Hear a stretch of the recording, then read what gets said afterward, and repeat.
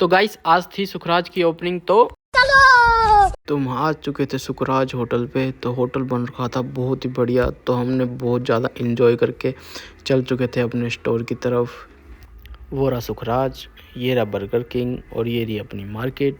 तो शाम को बाहर निकलते हमने देखी भाई साहब इतनी बढ़िया पेंटिंग जो भाई बना रहे थे एडिडास की वॉल पे। देखो गाइस कैसी है पेंटिंग, बताओ आप भी। तो भाइयों को पीछे छोड़ते हुए अपन निकल चुके थे आगे की तरफ। तो देखा भाई साहब एक छोटा सा बच्चा ट्रैक्टर पे चढ़ रहा था। इतने तेजस्वी लोग हैं हमारे पास। तो ये भाई और कर रहे थे इस साइड पेंटिंग, जो कि दिखने में बहुत ज़्यादा अच्छी लग रही थी, जैसे नर्सरी स्कूल की दीवार पे पेंटिंग कर रहे हो। तो आ चुकी थी अपनी तरफ ये गाड़ी नहीं रेलगाड़ी, जो कि जा रही थी एक लंबे सफ़र के लिए।